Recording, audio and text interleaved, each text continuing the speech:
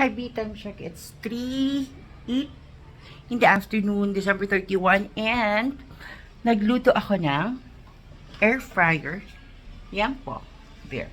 This is only 45 minutes. Super quick lang talaga niya. Bumili ako ng halagang 350 sa 378 yata, dun sa palengke.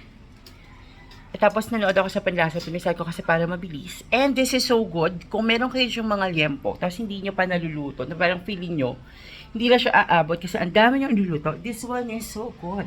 Look.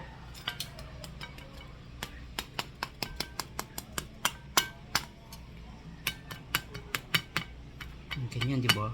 This is only 45 minutes. This is so good. Oh, di ba? Oh, lutong luto. Sure. Fuck. Let's taste that.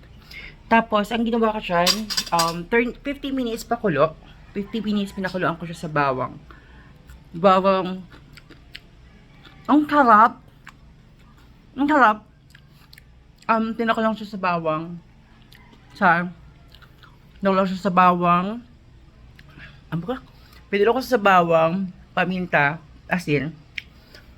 Tapos, pagkakulo, tinusok-tusok ko dito gano'n, chuk, para umalo siya. Tapos, tapos pinatisan.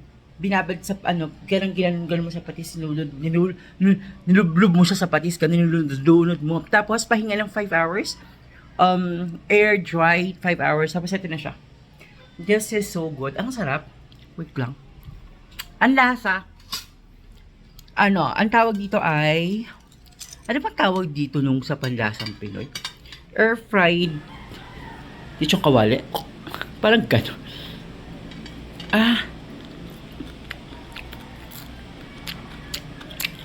It's so good. Kumuna ako.